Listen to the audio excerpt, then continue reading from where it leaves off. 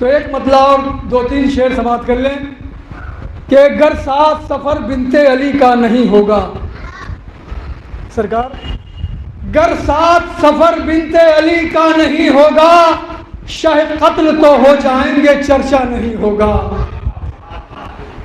شہ قتل تو ہو جائیں گے ساحل بھائی، شہ قتل تو ہو جائیں گے چرچا نہیں ہوگا، چونکہ سال ثواب کی مجلس ہے، آئے گی سرے فرش ازا روح ہماری، آئے گی سرے فرش ازا روح ہماری، مر جائیں گے ہم ختم یہ رشتہ نہیں ہوگا، آئے گی سرے فرش ازا روح ہماری، مر جائیں گے ہم ختم یہ رشتہ نہیں ہوگا، اور مر جائیں گے ہم ختم یہ رشتہ نہیں ہوگا۔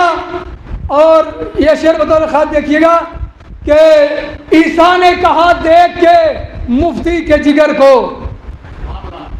عیسیٰ نے کہا دیکھ کے مفتی کے جگر کو، یہ بغض کا ناسور ہے اچھا نہیں ہوگا، عیسیٰ نے کہا دیکھ کے مفتی کے جگر کو، یہ بغض کا ناسور ہے اچھا نہیں ہوگا، یہ بغض کا ناسور ہے اچھا نہیں ہوگا۔ آئیے حضرات، اب جس شخصیت کو آواز دینا ہے اس کے لیے 2 مصرے سماعت کر لیں کہ کیا خاک الجھ پاؤ گے تم مہدی دوران سے۔ ایک وقت تھا وہ کہ جب سعودی نے کہا تھا کہ ایران امام مہدی علیہ السلام کے آنے کی راہ ہموار کر رہا ہے، فوج اکٹھا کر رہا ہے، تیاریاں کر رہا ہے، تو کسی شاعر نے بڑی اچھے انداز میں کہا تھا کیا خاک الجھ پاؤ گے تم مہدی دورہ سے، تم لوگ تو ڈر جاتے ہو رہبر کے بیاں سے، کیا خاک الجھ پاؤ گے تم مہدی دورہ سے، تم لوگ تو ڈر جاتے ہو رہبر کے بیاں سے، جب ہمارے رہبر کا مقابلہ نہیں کر سکتے تو ہمارے امام کا کیا مقابلہ کرو گے۔ آئیے، فرش مجلس پہ کھڑی دیکھ رہی ہیں زہرا، فرش مجلس پہ کھڑی دیکھ رہی ہیں زہرا، کون آتا ہے میرے لال کا پرسہ دینے، میں نہایت ہی ادب و احترام کے ساتھ حرف التماس کا کشکول لے کر خطیب اہل بیت عزت مآب عالی جناب مولانا سید شباب نقوی صاحب عالمی شہرت یافتہ کے حامل اور نائب وکیل حضرت آیت اللہ العظمیٰ مکارم شیرازی صاحب ایران سے میں گزارش کر رہا ہوں برائے کرم رونق خبروں سے ممبر ہوں اور فرش عزائے حسینی پر بیٹھے ہوئے مومنین کے قلوب کو ذکر آل محمد کی تجلیات سے روشن و منور کریں۔ بر محمد و آل محمد بلند تر صلوات۔ ایک مرتبہ سورہ الحمد اور 3 مرتبہ سورہ اخلاص کی تلاوت فرما کر مرحومہ سیدہ محمد النساء بنت شریف حسین، سید مجاور حسین ابن منیر حسن و جملہ مومن و مومنات جو مرحوم ہو چکے ہیں ان کی روح کے لیے ایصال ثواب۔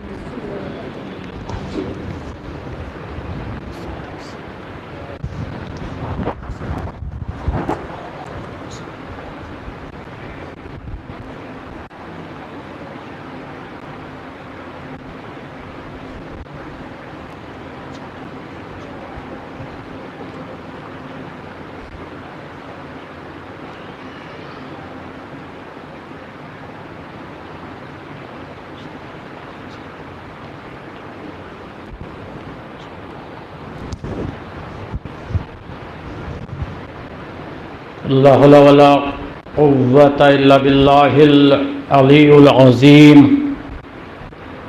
حسبنا الله ونعم الوكيل نعم المولى ونعم النصير بسم الله الرحمن الرحيم الحمد لله الذي هدانا لهذا وما كنا لنهتدي لولا أن هدانا الله والصلاة والسلام على أشرف الأنبياء مولانا أبي القاسم محمد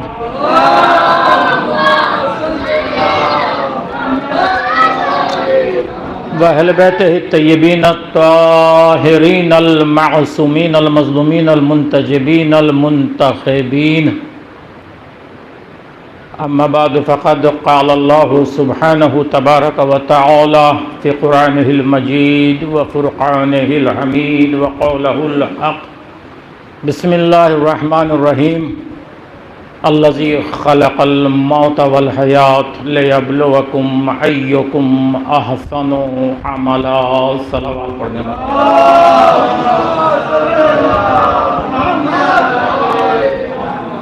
حاضرین گرامی مرتبت اور عزاداران سرکار سید الشہداء،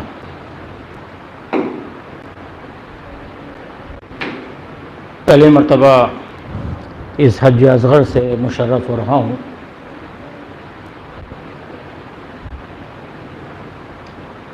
اور ہمارا سلسلہ سوائے مجلس حسین کے اور ہو بھی کیا سکتا ہے. اتنا پاکیزہ اور طاہر یہ سلسلہ ہے. ابھی بچے اکثر مجلس کے عنوان سے، فرش اعضاء کے عنوان سے بیان کر رہے تھے.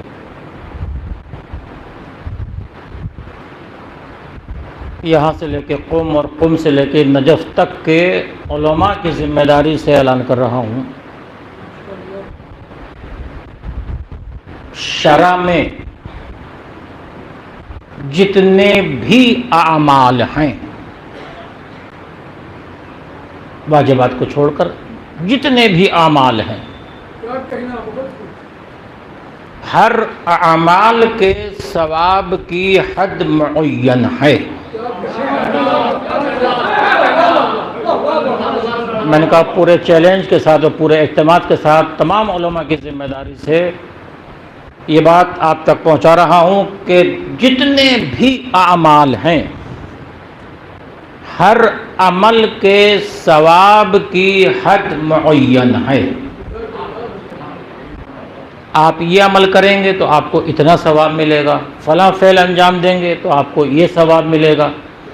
لیکن مجلس حسین ایک ایسا عمل ہے کہ آج تک اس کے ثواب کی کوئی حد معین نہ کر سکے.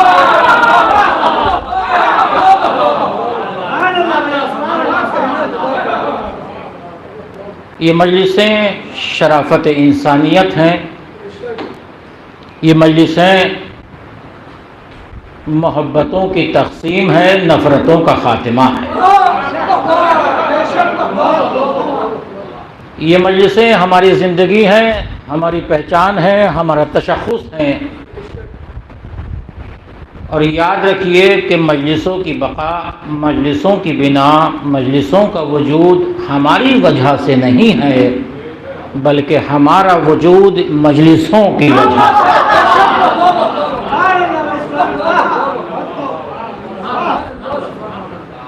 پھر ایک جملہ آپ تک پہنچانا چاہتا ہوں. میرا ٹاپک موضوع یہ نہیں ہے، لیکن بات آ گئی ہے. کسی بھی عمل کے لیے، ہر عمل کی عزت و عظمت اپنی جگہ، کسی اہل بیت اطہار کی فرد نے یہ وعدہ نہیں کیا کہ تم یہ عمل کرو تو ہم تمہارے یہاں آئیں گے. کیا کہہ رہا ہوں؟ کیا کہہ رہا ہوں؟ کوئی بھی عمل ہو، کسی عمل کے لیے اہل بیت اطہار کی کسی صاحب عصمت نے یہ نہیں کہا کہ یہ کرو گے تو ہم تمہارے یہاں شریک ہوں گے، سوائے فرش عزا کے. شہزادی نے فرمایا کہ فرش عزا بچھا دو، تم بعد میں آؤ گے، میں پہلے آؤں گا.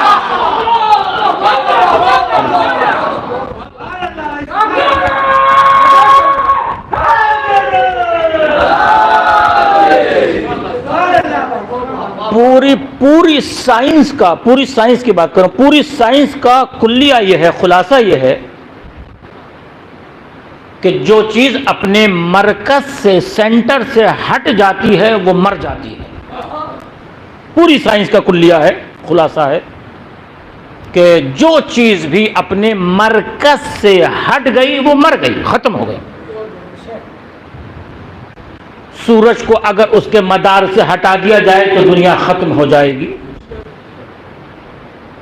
اگر گلاب کو شاخ گلاب سے الگ کر لیا جائے تو وہ مرجھا جائے گا، ختم ہو جائے گا. مچھلی کو پانی سے نکال لیا جائے تو ختم ہو جائے گی، مر جائے گی، اس لیے کہ وہ اس کا مرکز ہے۔ تو یاد رکھو یہ فرش ازا بھی ہمارا مرکز ہے، ہم اس شاخ کے گلاب ہیں۔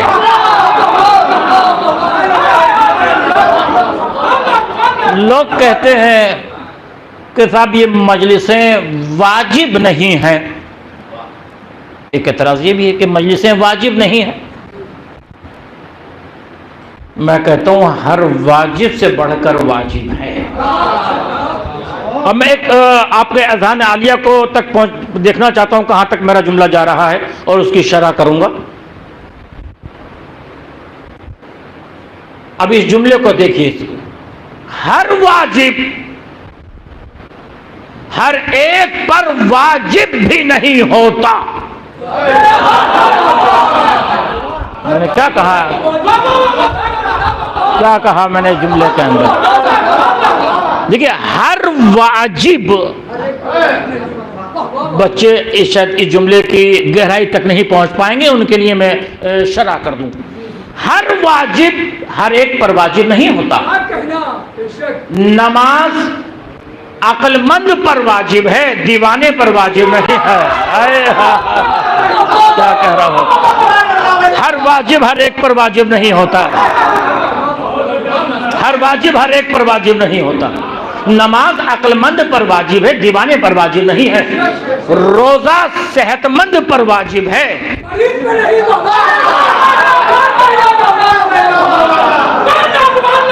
ابھی جملے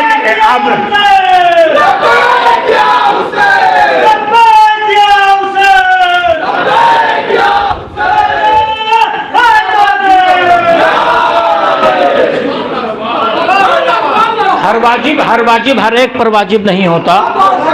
نماز عقل مند پر واجب ہے، دیوانے پر نہیں ہے۔ روزہ صحت مند پر ہے، بیمار پر نہیں ہے۔ حج مستطیع پر ہے، غیر مستطیع پر نہیں ہے۔ جہاد مرد پر واجب ہے، عورت پر واجب نہیں ہے۔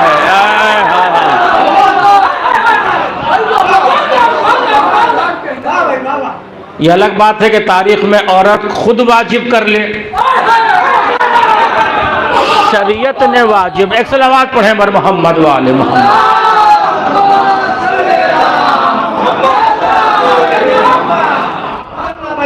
میرے محترم سننے والے جانتے ہیں، جو مجھے اکثر یوٹیوب پہ یا جہاں بھی سنتے ہیں، کہ میری مجلس آیت الہی کے زیر سائے آگے جاتی ہے، اور یہ میرا موضوع نہیں ہے اس وقت۔ میں نے جو جس آیت کو چونکہ ایصال ثواب ہے ایک والدہ محترمہ کے لیے، تو میں نے اس لیے آیت کا عنوان قرار دیا ہے فلسفہ موت و حیات۔ سورہ ملک کی ابتدائی آیت ہے الذی خلق الموت والحیات۔ ہم نے موت اور حیات کو خلق کیا ہے۔ کیوں خلق کیا ہے یہی آیت بتا رہی ہے۔ لام لام علت ہے، لیبلوکم ایکم احسن عملا۔ اس لیے خلق کیا ہے تاکہ ہم یہ دیکھیں کہ تم میں اچھا عمل کون کر رہا ہے۔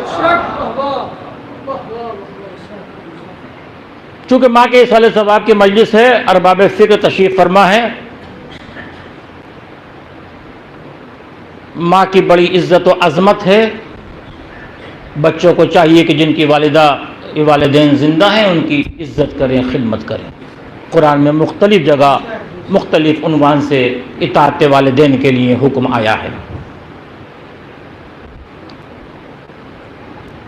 یقیناً خدا کی عطا کردہ نعمتوں میں سے عظیم نعمت کا نام ماں ہے۔ میں نے کہا کہ ارباب فکر و فن تشریف فرما ہے، متوجہ۔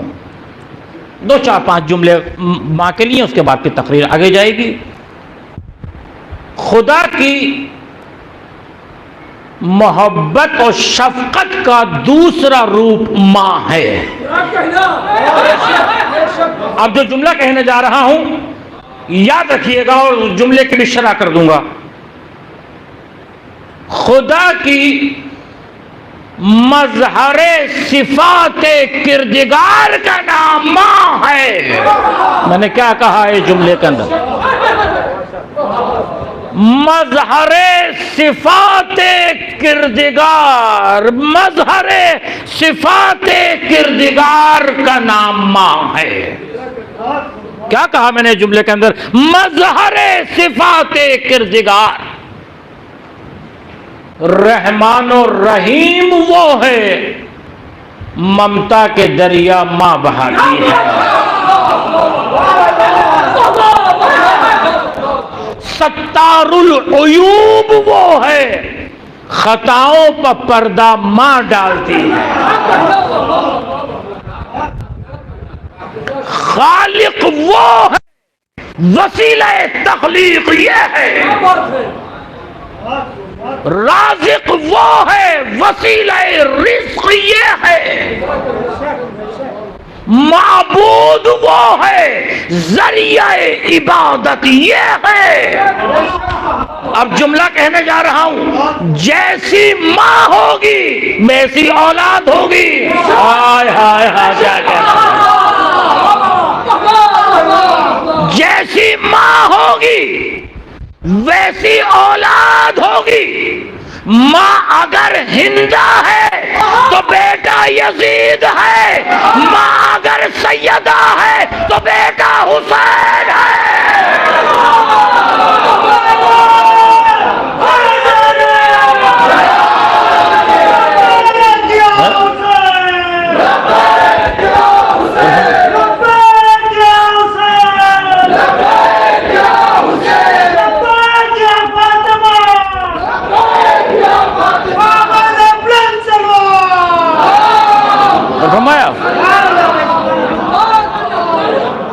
موت کیا ہے؟ موت الذی خلق الموت والحیات۔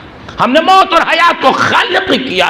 دیکھیں انسان چاہے کسی بھی فرقے اور مسلک سے تعلق رکھنے والا ہو، ہلکی سی منطقی بات ہے، فلسفی ہے، انشاءاللہ آسان لفظوں تک پہنچاؤں گا۔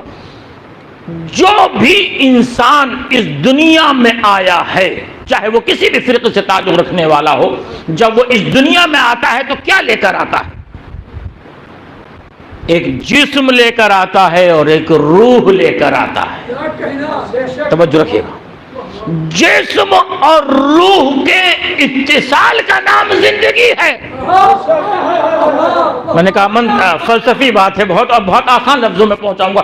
جسم اور روح کے، جب تک روح کے ساتھ جسم کے ساتھ روح ملحق ہے، کہا جاتا ہے زندہ ہے، حیات ہے، موجود ہے۔ جیسے ہی روح نکلی فوراً کہا گیا مر گیا، ختم ہو گیا، اس دنیا سے چلا گیا، موت واقع ہو گئی، ہے یا نہیں ہے؟ یعنی جسم اور روح کے اتصال کا نام زندگی ہے، روح کے انقطاع کا نام موت ہے۔ جسم ظاہر ہے، نظر آ رہا ہے، دکھائی دے رہا ہے، روح غائب ہے، نظر نہیں آ رہی، دکھائی نہیں دے رہی، لیکن اس کے باوجود بھی یقین سب کو ہے کہ روح کا وجود ہے۔ میں توجہ چاہتا ہوں، کیا کہنا چاہتا ہوں، توجہ کیجئے گا۔ یہ جسم ظاہر ہے، نظر آ رہا ہے، دکھائی دے رہا ہے، آپ مس کر سکتے ہیں، ٹچ کر سکتے ہیں، آپ اس کو دیکھ سکتے ہیں، لیکن روح غائب ہے، روح نظر نہیں آ رہی، مگر یقین سب کو ہے۔ میرا سوال ہے دنیا کے تمام مکاتب فکر سے کہ مجھے یہ بتاؤ کہ اس ظاہر کی زندگی غائب کی وجہ سے ہے؟ ہائے ہائے ہائے،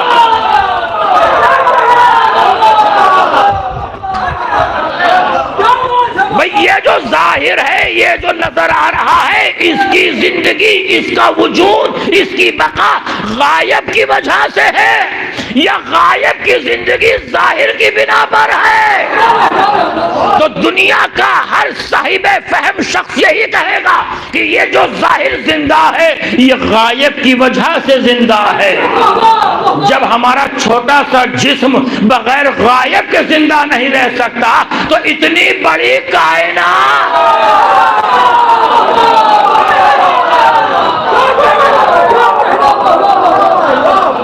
صلوات پڑھ دیں پر محمد و آل محمد ہے۔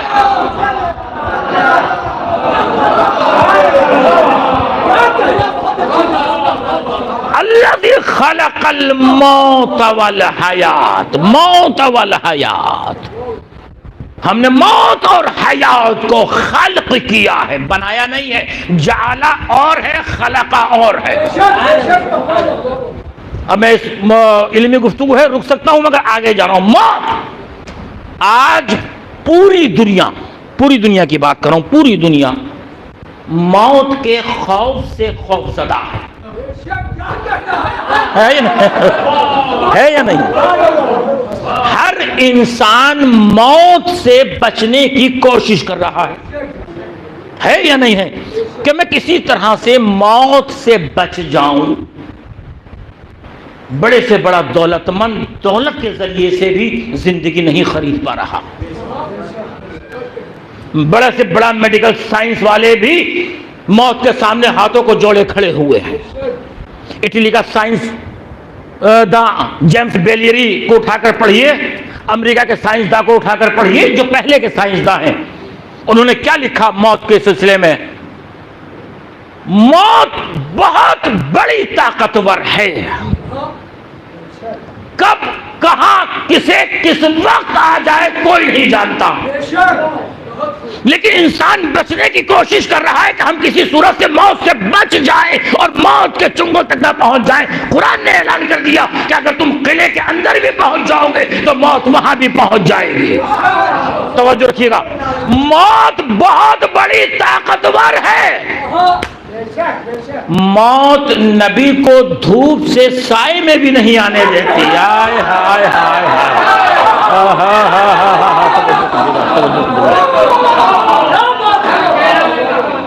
موت بہت بڑی طاقتور چیز کا نام ہے نا۔ اب میں جملہ بدل رہا ہوں، پوری دنیا کو چیلنج کر کے جملہ بدل رہا ہوں کہ موت چاہے کتنی بھی بڑی طاقتور کیوں نہ ہو، موت انسان کو مارتی ہے، انسانیت کو نہیں مار سکتی۔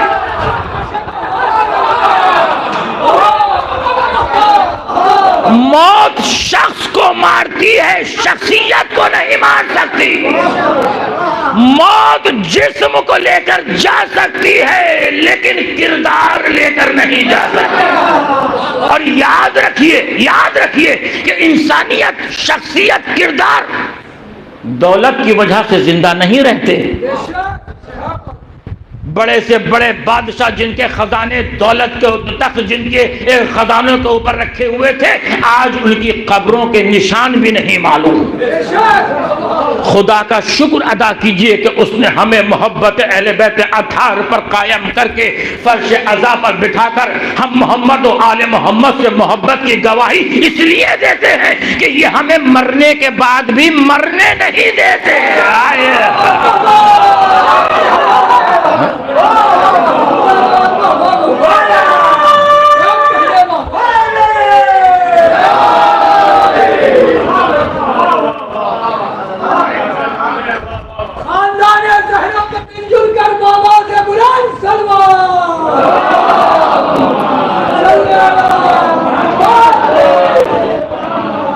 اب ایک مرحلہ اور ہے، کچھ لوگوں کا عقیدہ کہ ہمارے ہاں جب کوئی اس دنیا سے چلا جاتا ہے تو اس کے لیے ایصال ثواب کا سلسلہ جاری ہوتا ہے، قرآن خوانی، فاتحہ خوانی، مجلس امام عالی مقام۔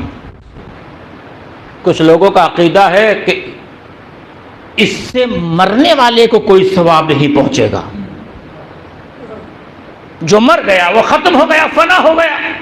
توجہ، اب بات میری سطح عمومی سے بلند ہو رہی ہے۔ جو مر گیا وہ ختم ہو گیا، لہذا ایصال ثواب کیسا، مجلس کیسی، فاتحہ خوانی کیسی، قرآن خوانی کیسی؟ جو مر گیا وہ ختم ہو گیا۔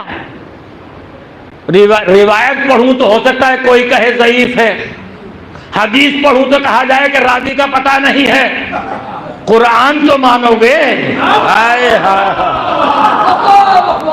آئیے قرآن سے پوچھتے ہیں کہ کیا مرنے والا ختم ہو جاتا ہے یا زندہ رہتا ہے؟ توجہ رکھیے گا، بھئی قرآن تو بتا کہ مرنے والا کون زندہ رہتا ہے، کون ختم ہو جاتا ہے؟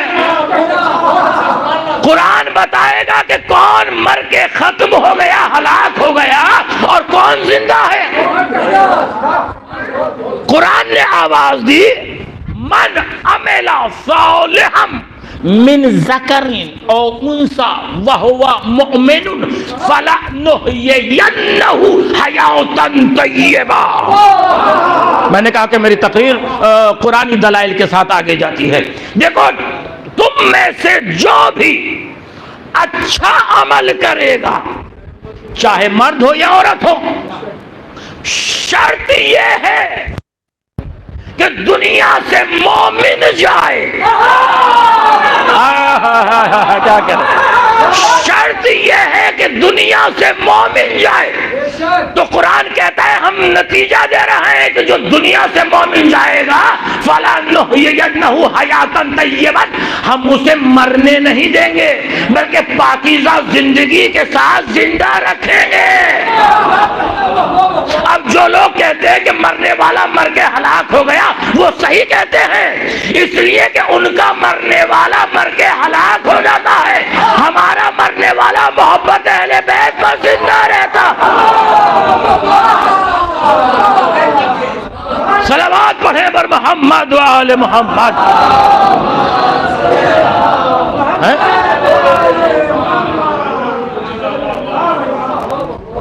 کیا کہا؟ پوری دنیا کے تمام جتنے بھی مکاتب فکر ہیں، میں کوئی اختلاف کی بات نہیں کرتا ہوں، نہ میری عادت ہے، جتنے بھی مذاہب ہیں، جتنے بھی دھرم ہیں، جاؤ جا کر چیک کیجئے گا، دیکھیے گا، اسٹڈی کیجئے گا،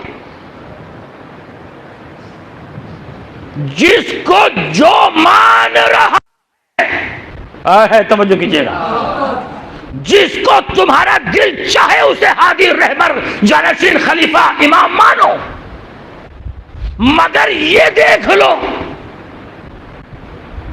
کہ اس نے مشکل میں آنے کا وعدہ کیا ہے یا نہیں کیا ہے۔ یار میں کیا کر رہا ہوں، اب تو میں نے بات آسان کر دی، اب میں بات کو آسان کر رہا ہوں۔ جتنے بھی دھرم ہیں، جتنے بھی مذاہب ہیں، جتنے بھی مکاتب فکر ہیں، جتنے بھی آئین ہیں، جتنے بھی قوانین ہیں دنیا میں، جتنے مذاہب ہیں، ان سب کے لیڈر، امام، جانشین، خلیفہ، کسی نے یہ کہا ہو کہ جب مشکل آئے گی تو میں تمہاری ہیلپ کے لیے آؤں گا؟ اچھا، مشکلیں زندگی میں نہیں آتی، جو اصل مشکلیں ہیں وہ زندگی میں نہیں آتی۔ یہ کوئی مشکل نہیں ہے، پیسہ نہیں ہے، دولت نہیں ہے، یہ مشکل نہیں ہے۔ اصل مشکل شروع ہوتی ہے موت کے وقت سے۔ پہلی مشکل روح کے نکلنے کی مشکل، قبر کی مشکل، حشر و نشر کی مشکل۔ پوچھ کر معلوم کر کے بتاؤ کہ کسی نے یہ وعدہ کیا ہو کہ تمہاری مشکل میں تمہاری مدد کے لیے آؤں گا؟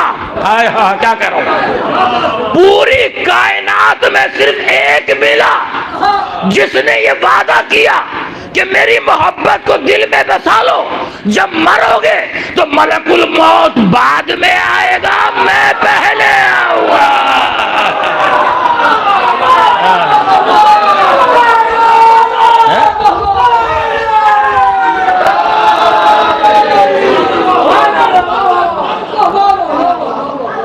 کوئی ایک مجھے ایسا انسان دکھا دو، ہادی دکھا دو، ہادی ہدایت کے لیے آیا ہے، کہ جس نے یہ کہا ہو کہ میری محبت دل میں بساؤ، سوائے مولا کائنات کی۔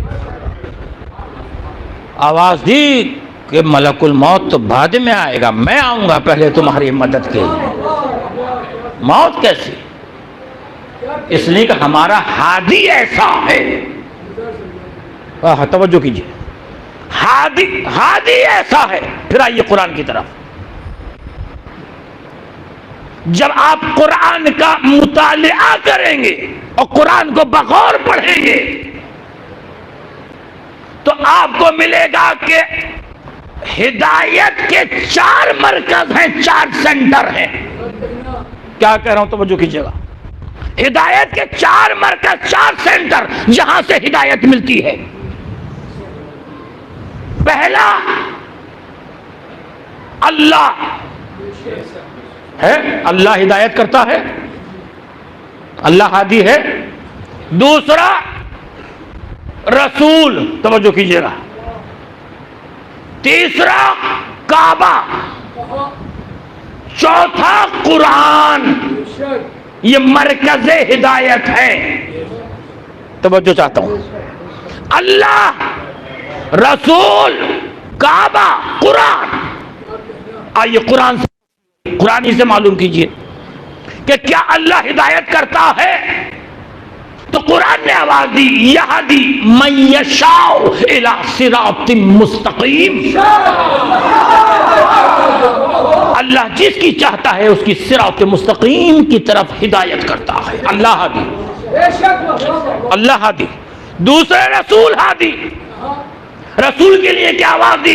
انکا لا تہدی الی صراط مستقیم، میرے حبیب تم ہدایت کرنے والے ہو صراط مستقیم کی طرف۔ 2 ہادی ہو گئے۔ تیسرا کعبہ ہادی، مرکز ہے ہدایت کے، کعبہ ہادی۔ سورہ آل عمران، انا اول بیت وضع للناس للذی ببکۃ مبارکا وہدی للعالمین۔ کعبہ ہدایت کرتا ہے، عالمین کے لیے ہادی ہے کعبہ۔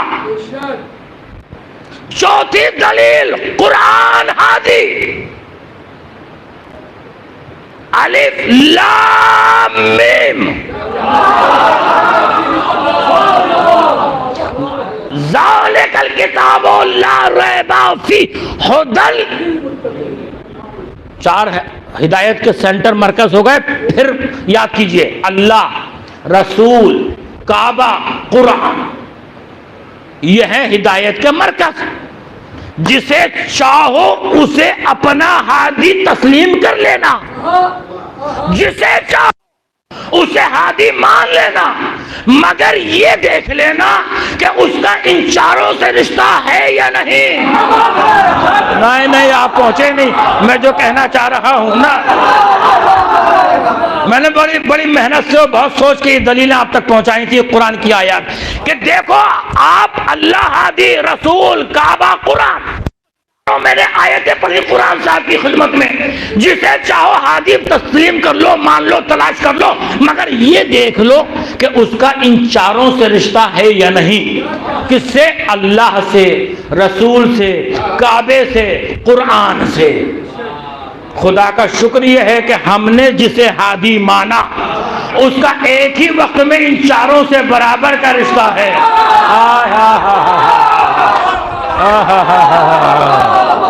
جو دنیا میں آیا تو خدا کے گھر میں آیا، سے رشتہ آیا تو رسول کے ہاتھوں پر آیا، رسول سے رشتہ آیا تو قرآن پڑھتا ہوا آیا، قرآن سے رشتہ۔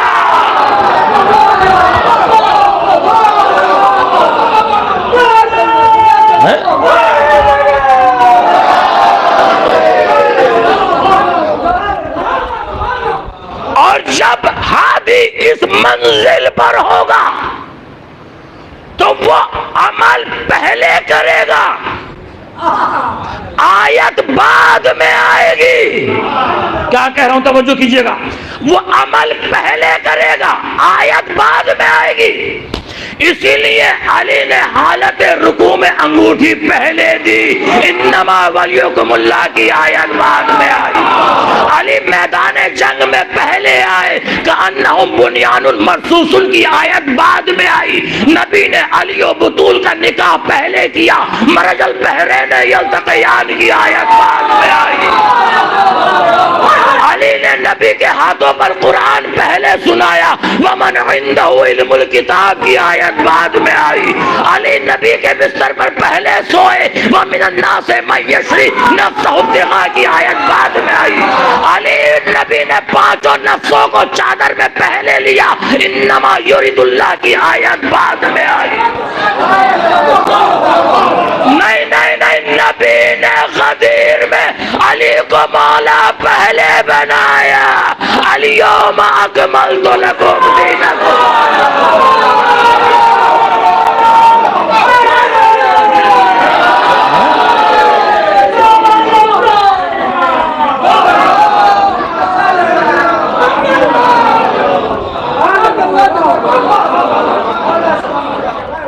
ممبر سے قرآن آنا چاہیے. قرآن سے بات نہ ہو تو اس وقت تک دلیل محکم نہیں ہوتی. قرآن سے بات کیجئے. اچھا بس یہ سمجھ لیجئے کہ جو آیتوں پر عمل کرے وہ مسلمان ہے, جس کے عمل پر آیت آ جائے وہ کل ایمان ہے. یہ صلوات پڑھ دیں بر محمد و آل محمد.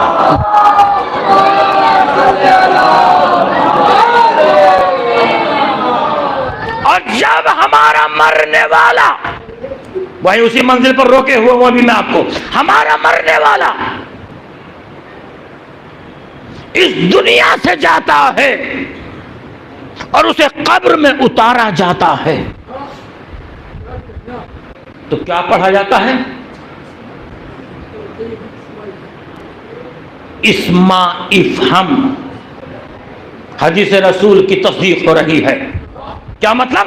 اسما افہم کا مطلب کیا؟ سن اور سمجھ. سن اور سمجھ. سن اور سمجھ اسی سے کہا جاتا ہے جو زندہ ہوتا ہے.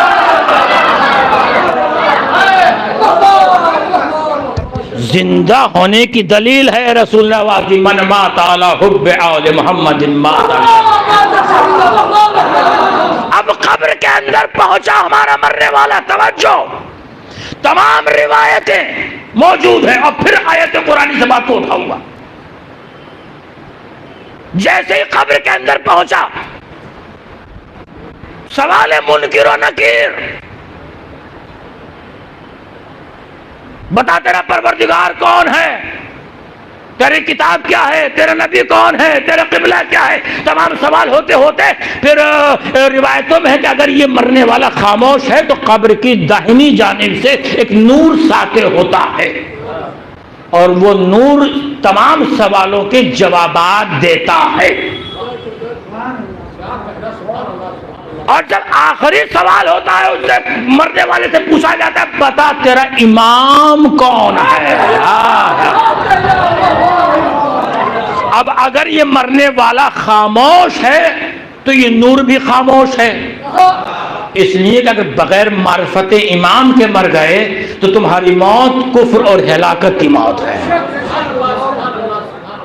ہم یہ کہتے ہیں, ہمارے علماء نے یہ لکھا کہ یہ نور جو ہے یہ نور علی ابن ابی طالب ہے.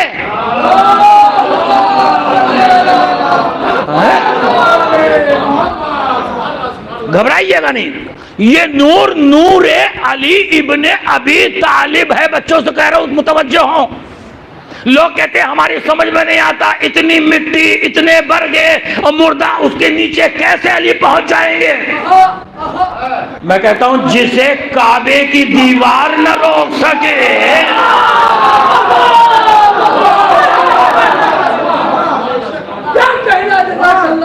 یہ نور نور علی ابن, اور یہی نور اگر پیشانی آدم میں آ جائے تو فرشتوں کا قبلہ بن جائے. کیا کہا ہے, کیا کہا ہے میں نے؟ آیت پڑھوں آپ کی خدمت میں. یہی نور اگر پیشانی آدم میں آ جائے. توجہ, اب میں دیکھوں گا کہ کہاں تک آپ کا معیار سماعت ہے. قرآن نے آواز دی فَإِذَا سَوَّيْتُهُ وَنَفَخْتُ فِيهِ مِنْ رُوحِي فَقَعُوا لَهُ سَاجِدِينَ. دیکھو جب میں آدم کو بنا لوں, سوار لوں, کیا فوراً سجدہ کرنا, فوراً سجدے میں چلے جانا؟ نہیں. وَنَفَخْتُ فِيهِ مِنْ رُوحِي. اس طرح بھی سنا کیجئے کبھی کبھی, بالکل آسان بات مت سمجھ کیجئے, غور دیا کیجئے قرآن کیا کہتا ہے. وَنَفَخْتُ فِيهِ مِنْ رُوحِي. جب میں آدم کے خالی مکان میں اپنی تھوڑی سی روح بھیج دوں, من عربی میں بازیت کے لیے آتا ہے, تھوڑی سی روح بھیج دوں تو کیا کرنا؟ فَقَعُوا لَهُ سَاجِدِينَ، فوراً سجدے میں چلے جانا، فوراً سجدہ کر لینا۔ یا اللہ تو نے آدم کو بنا لیا، سنوار لیا، سجدے کا حکم دے دے۔ آواز قدرت آئی، خاموش، خالی مکان ہے۔ کہاں میری منزل فکر جا رہی ہے؟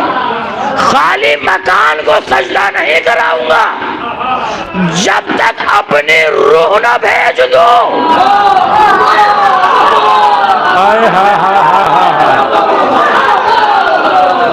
دلیل استدلال قرآنی، قرآن کا اصول یہ ہے، قرآن کا قانون یہ ہے، قرآن کا کلیہ یہ ہے کہ خدا خالی مکان کو سجدہ نہیں کراتا جب تک اپنی روح نہ بھیج دے۔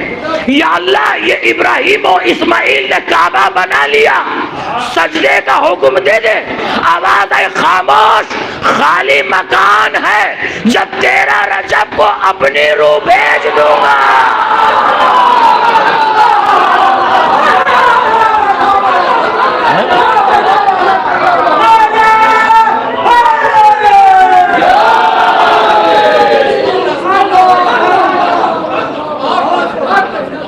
تب سجدے کا حکم دوں گا۔ یہ نور ہے جو قبر میں مدد کو آتا ہے، اگر کسی کے نہیں آتا تو نہ پائے، ہماری مدد کے لیے تو آتا ہے۔ ہمارا یقین ہے، اس لیے ہمارا مرنے والا مرتا نہیں، زندہ رہتا ہے۔ ہو سکتا ہے کوئی کہے کہ آپ نے عقلی دلیل دی ہے کہ یہ نور نور علی ہے۔ آج تو میڈیا کا دور ہے، قرآن سے بتائیے کہ یہ نور نور علی ابن ابی طالب ہے۔ قرآن سے ثابت کیجئے کہ یہ نور جو قبر میں ہے یہ کس کا نور ہے؟ قرآن بتائے گا۔ قرآن کا ہل ہل کر پڑھنا کمال نہیں ہے، سمجھ کے پڑھنا کمال ہے۔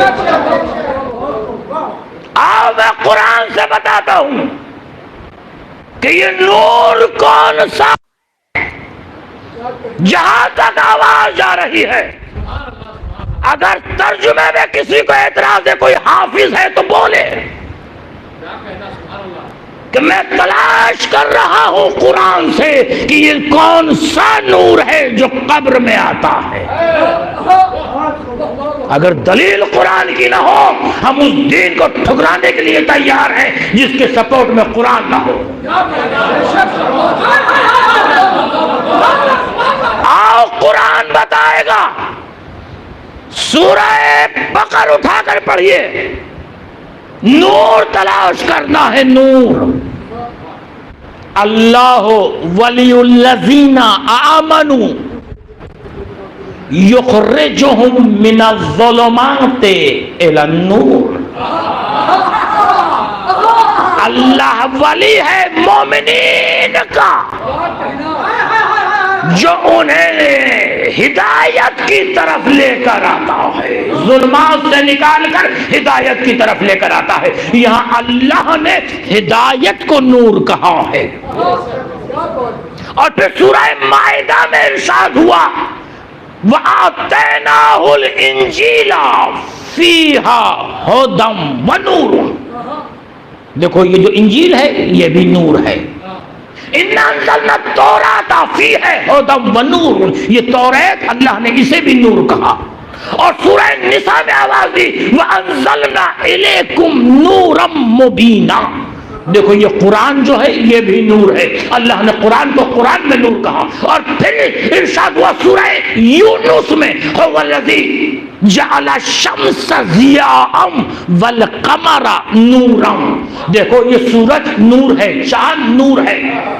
ہدایت جو خدا کی طرف سے ہو وہ نور، توریت نور، انجیل نور، قرآن نور، سورج نور، چاند نور۔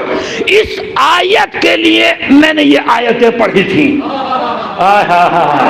اب جو آیت آ رہی ہے چیک کیجئے گا، سورہ اعراف کی آیت ہے۔ قرآن نے آواز دی، فالذین آمنوا بہ وعزروہ ونصروہ واتبعوا النور الذی انزل معہ اولئک هم المفلحون۔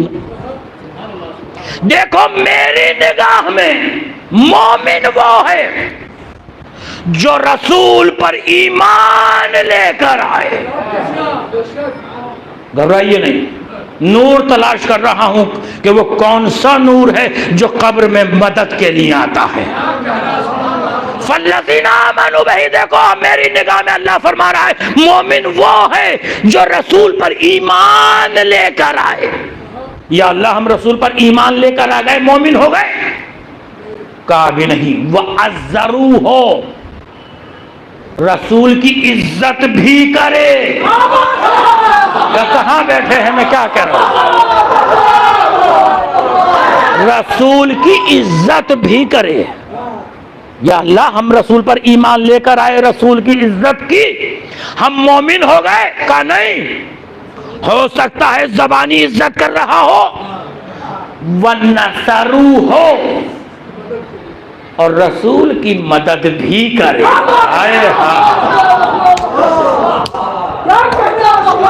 اب آیت آ رہی ہے میرے دعوے کی دلیل، رسول پر ایمان، رسول کی عزت، رسول کی مدد۔ وَاتَّبَعُوا النُّورَ الَّذِي أُنزِلَ مَعَهُ، اور اس نور کا بھی اتباع کرے جس نور کو ہم نے رسول کے نور کے ساتھ نازل کیا ہے۔ ارے کیا کہا میں نے؟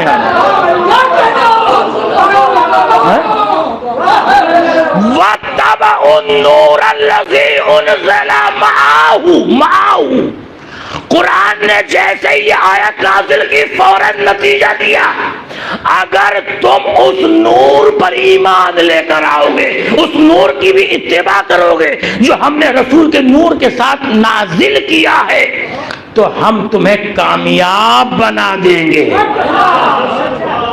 یا اللہ ابھی بھی بات محمل ہے، بس کھل کر نہیں آ رہی کہ وہ کون سا نور ہے جو رسول کے نور کے ساتھ تو نے نازل کیا ہے۔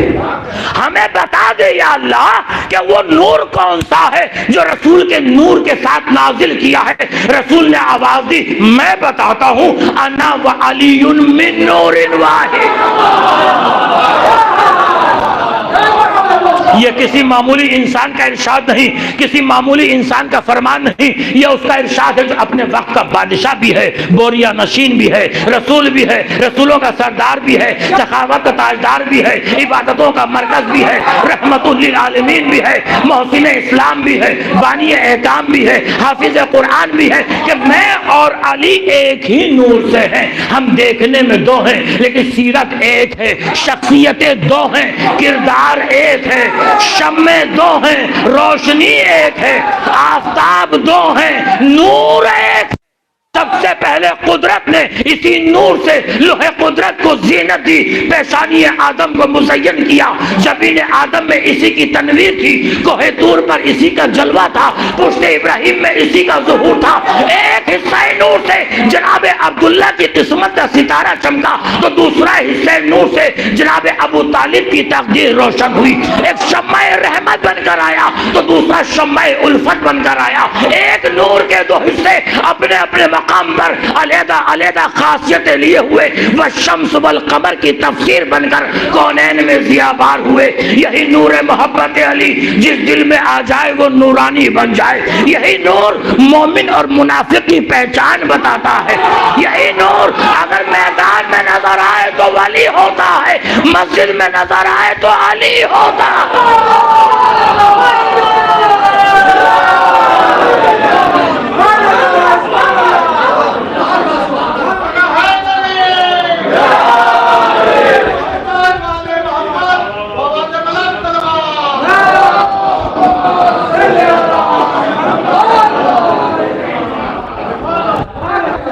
کیا کہنا ان انوار مقدسہ کا، کیا کہنا اس رسول کا کہ جس نے کہا میں اور علی ایک ہی نور سے ہیں، لاؤ کسی کے لیے اگر یہ رسول نے کہا ہو۔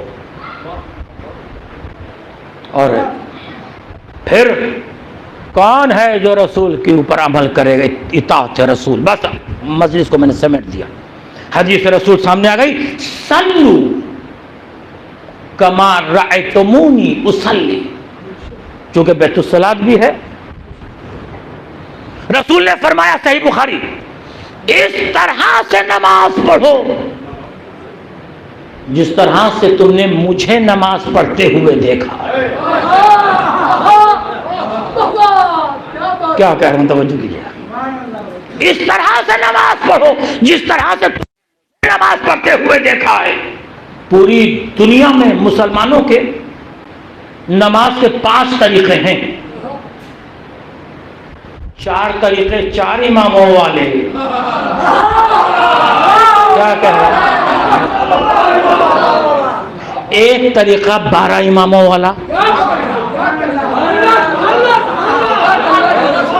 کیا کہہ رہا ہوں، توجہ۔ رسول کی حدیث کیا ہے؟ اس طرح سے نماز پڑھو جس طرح سے تم نے مجھے نماز پڑھتے ہوئے دیکھا ہے۔ 73 فرقوں میں نماز کے 5 طریقے، 4 طریقے 4 اماموں والے، ایک طریقہ 12 اماموں والا۔ پہلا امام ابو حنیفہ،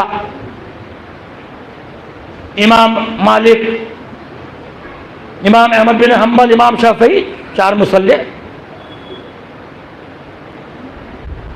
4 طریقے ہیں۔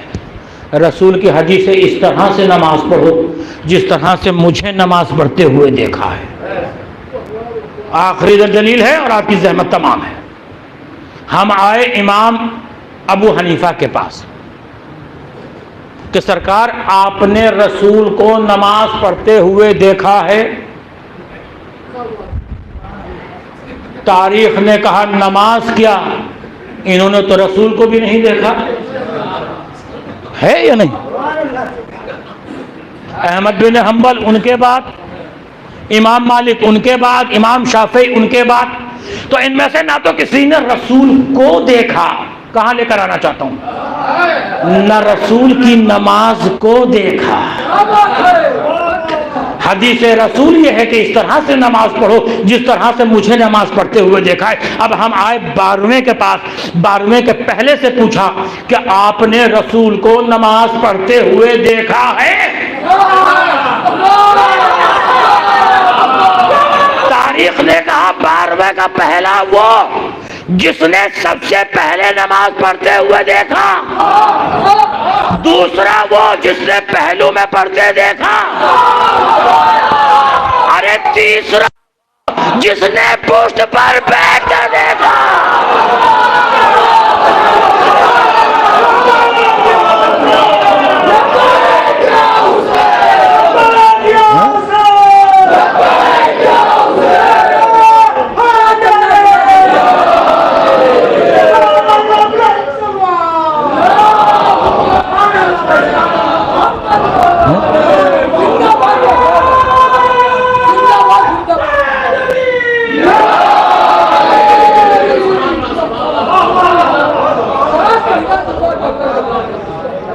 حدیث پر آپ نے غور نہیں کیا، حدیث پر آپ نے غور ہی نہیں کیا۔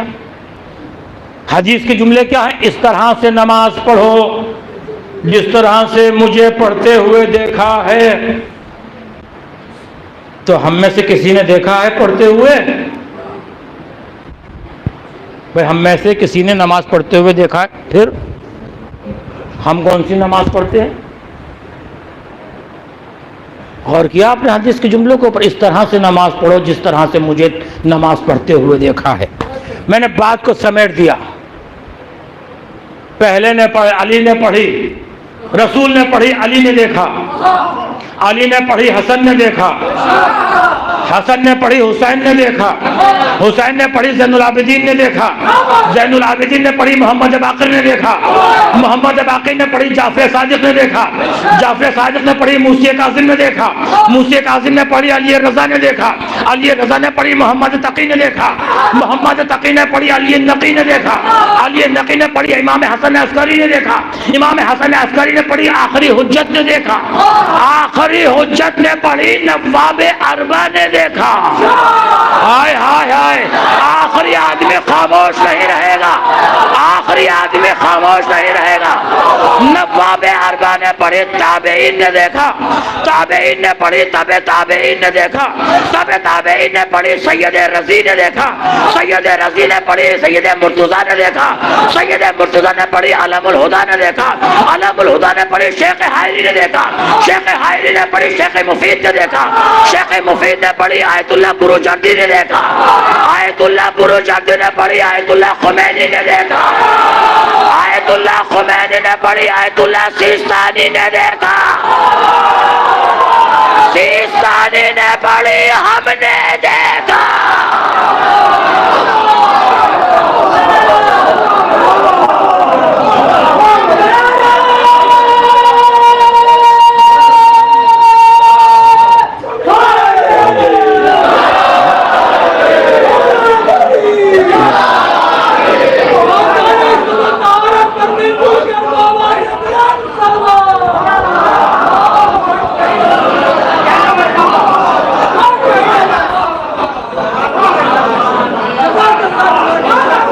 وہی نماز ہے جو رسول پڑھتے آ رہے ہیں, اور اسی نماز کے لیے حسین نے سر کو سجدے میں رکھ دیا.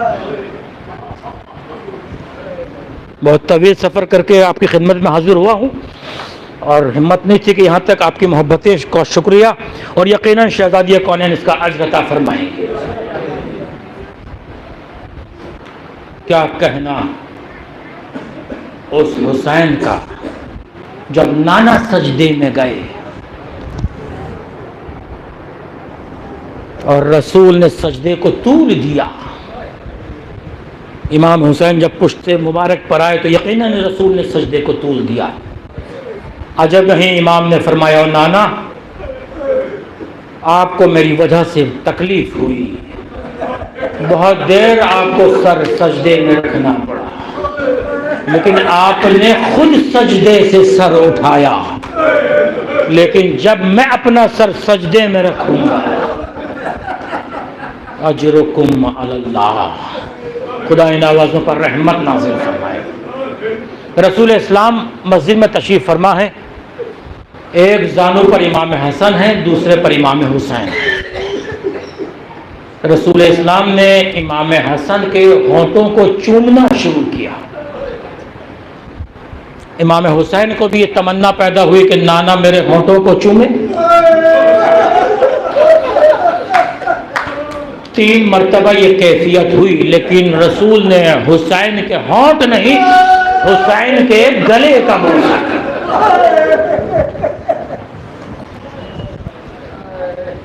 حسین نے مسجد میں نانا سے کچھ نہیں کہا, بیت شرف میں آئے, آواز دی اماں. نانا نے بھیا حسن کے ہونٹ چومے ہیں, میرے گلے کا بوسہ لیا. آپ وارث علم لدنی ہیں, آپ کو معلوم ہے, لیکن بتانا ہمیں تھا. شہزادی نے فرمایا, بیٹا بابا کو آنے دے. سیدہ حسین سے بہت محبت کرتی تھی. جب رسول اسلام تشریف لائے تو شہزادی نے پوچھا, بابا آپ نے بیٹے حسن کے ہونٹ کیوں چومے, حسین کے گلے کا بوسہ کیوں لیا؟ کہا, بیٹی سن, حسن کو زہر سے شہید کیا جائے, حسین کا گلا ہوگا اور شمر کا کچھ خنجر ہوگا, 3 دن کی بھوک اور پیاس ہوگی. شہزادی نے ایک سوال کیا کہ بابا کیا اس وقت آپ موجود رہیں گے؟ کہا نہیں. کہا بابا کیا میں موجود رہوں گی؟ کہا نہیں بیٹی تو بھی نہیں ہوگی. کہا بابا پھر یہ بتا دیجئے کہ میرے لال حسین پر روئے گا کون؟ رسول خدا نے فرمایا, بیٹی تو اس کا غم نہ کر, خدا بندانہ میں قوم کو خلق کرے گا. آپ دعائے فاطمہ زہرا ہیں, اور آپ کی آنکھوں سے نکلے ہوئے آنسو رومال سیدہ میں جگہ پاتے ہیں. اللہ اکبر.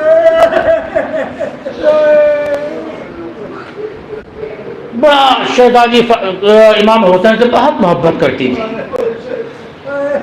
شہزادی کا دستور یہ تھا، ارباب مقاتل لکھتے ہیں کہ رات کو اپنے سرہانے پانی رکھ کر سویا کرتی تھی۔ ایک دن اسما نے پوچھا شہزادی کیا یہ سنت رسول ہے جو آپ اپنے سرہانے پانی رکھ کر سوتی ہیں؟ کہا نہیں اسما یہ سنت رسول نہیں ہے، بلکہ میرے پاس میرا چھوٹا شہزادہ حسین سوتا ہے۔ جب رات کا آدھا حصہ گزرتا ہے اور حسین کہتا ہے اماں پانی، تو جتنی دیر مجھے پانی کے لانے میں لگتی ہے اتنی دیر میرا لال حسین پیاسا رہتا ہے۔ میں ہاتھوں کو جوڑوں، اے شہزادی آپ کو یہ گوارا نہیں، لیکن ہائے 10 محرم کو کربلا میں آ کر دیکھی۔ دیکھیے ماں بیٹے سے بڑی محبت کرتی ہے، خدا مرحومہ کے درجات کو بلند فرمائے، ان کے بیٹوں کو صبر جمیل عطا فرمائے۔ ذرا فاطمہ کے دل سے پوچھئے کہ فاطمہ کو حسین سے کتنی محبت تھی۔ اجرکم علی اللہ، اجرکم علی اللہ، ایام فاطمیہ آ رہے ہیں۔ شہزادی کونین جب اس دنیا سے تشریف لے گئی، اجرکم علی اللہ، جب شہزادی اس دنیا سے جا رہی تھی تو جناب زینب سے کہا بیٹی فلاں حجرے میں ایک صندوق رکھا ہوا ہے، وہاں سے صندوق اٹھا کر لا۔ صندوق آیا، کہا بیٹی اس میں کچھ کفن ہیں، اللہ نے جنت سے 5 کفن بھیجے تھے، ایک کفن میں نے تیرے نانا کو دے دیا، بیٹی دوسرا کفن نکال، یہ کفن میرے لیے ہے۔ پھر ایک کفن اور نکالا کہ یہ تمہارے بابا کے لیے ہے۔ پھر ایک چوتھا کفن نکالا کہ اماں یہ کس کے لیے ہے؟ کہ یہ تیرے بھائی حسن کے لیے ہے۔ کہ بیٹی اور دیکھ اماں ایک کفن اور باقی ہے، کہ بیٹی اسے بھی نکال۔ کہ اماں یہ کس کا کفن ہے؟ کہ یہ بھی تیرے بھائی حسن کا کفن ہے۔ جناب زینب نے پوچھا اور میرے بھیا حسین کا کفن؟ کہا بیٹی تیرا بھائی حسین بے غسل و کفن کربلا کی تپتی زمین۔ اجرکم اللہ، اجرکم اللہ۔ بس میں مجلس کو آخری مراحل تک لے آیا، خدا ان آوازوں پر رحمت نازل فرمائے۔ یہ آنسو آخرت میں نجات کا پروانہ بن جاتے ہیں۔ ہاں ہاں آپ رو رہے ہیں اس طرح سے جیسے کوئی آپ کا اپنا اس دنیا سے چلا گیا۔ رونے کا طریقہ اور سلیقہ آپ کو بتاؤں، 5ویں امام کے گھر میں مجلس منعقد ہو رہی ہے، ذاکر منبر پر مسائل کربلا بیان کر رہا ہے، امام فرش اعظم کا تشریف فرما ہے، بیویاں پردے کے پیچھے ہے۔ ایک مرتبہ اس نے مسائل پر بیان کرنا شروع کیے، امام کا صحابی ابو بصیر اسدی آنکھوں پر رومال رکھے ہوئے رو رہا تھا۔ امام نے آواز دی ابو بصیر، اس نے کہا لبیک یا ابن رسول اللہ۔ کہا میرے جد کے مسائل ہو رہے ہیں اور تو رو نہیں رہا۔ اس نے بھیگا ہوا رومال دکھایا، کہا ابو بصیر اس طرح سے نہیں بلکہ اس طرح سے رویا کر جس طرح سے جنت میں دادی فاطمہ چیخے مار مار کر روتی ہے، واپاسا والیا۔ ہاں عزیزوں میں چاہتا کہ مجلس تمام کر دیتا، لیکن دل چاہتا ہے چند آنسو اور مرحومہ کے لیے سال ثواب کا سبب بن جائیں۔ ہاں عزیزوں، شہزادی کونین کو جب غسل دیا جا رہا تھا، مولا کائنات کی چیخ بلند ہو گئی۔ ان لوگوں نے پوچھا مولا آپ کی چیخ کسی جنگ میں بلند نہیں ہوئی، یہ کیسی آپ نے غسل دیتے ہوئے آپ سے برداشت نہیں ہوا؟ امام نے ایک جملہ ارشاد فرمایا، امام نے فرمایا جو منظر میں نے دیکھا، ارے فاطمہ دنیا سے چلی گئی، ارے پہلو شکستہ تھا، پسلیاں ٹوٹی ہوئی، یہ جنازہ صحن میں لا کر رکھ دیا گیا، صحن خانہ میں جنازہ رکھا ہوا ہے۔ ایک مرتبہ مولا کائنات نے آواز دی، زینب آؤ ماں کا آخری دیدار کر لو۔ جناب زینب آئی، آواز دی، اماں خدا حافظ۔ امام حسن کو آواز دی، بیٹا حسن آؤ۔ امام حسن آئے، اماں الوداع۔ ام کلثوم نے کہا اماں الوداع۔ مولا کائنات نے دیکھا حسین ایک گوشے میں تنہا کھڑے ہیں، سر کو جھکائے ہوئے، آواز دی حسین آؤ، آ کر ماں کا آخری دیدار کر لو۔ حسین آہستہ آہستہ آگے بڑھے، آواز دی، بابا میں اس طرح سے ماں سے رخصت نہیں ہو سکتا جب تک ماں مجھے آواز نہ دے۔ حسین آگے بڑھے، اپنے رخساروں کو ماں کے تلووں سے ملنا شروع کیا، آواز دی، اماں آیا ہے۔ بندے کفن ٹوٹے، ارے دو ہاتھ بلند ہوئے، آ میرے لال میرے سینے سے لگ جا، بڑی محنتوں سے پالا۔ میں کہوں گا شہزادی حسین کربلا کا میدان ہوگا، آپ کو آواز دیں گے، آواز دی، اماں الوداع، اماں خدا حافظ، اماں مغفر۔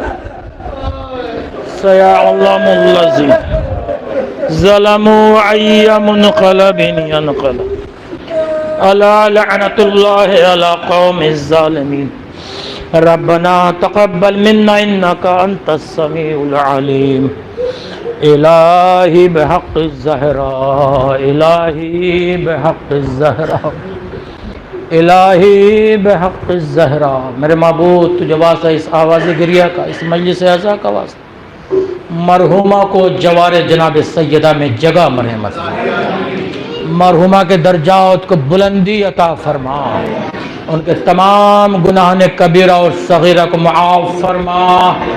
میرے معبود ہمارے مرحومین جو اس دنیا سے جا چکے ہیں ان کی بھی مغفرت فرما، ہمارے گناہان کبیرہ اور صغیرہ کو معاف فرما۔ میرے معبود ہم میں جو پریشان حال ان کی پریشانی کو دور فرما۔ بار پروردگارہ بانیان مجلس، حاضرین مجلس کی شرعی دلی مرادیں پوری فرما، علماء اعلام کا سایہ سروں پر برقرار فرما، امام کے ظہور میں تعجیل فرما۔ ایک مرتبہ سورہ الحمد اور 3 مرتبہ سورہ اخلاص کی تلاوت فرما کر مرحومہ کی روح کے لیے صالح صلاۃ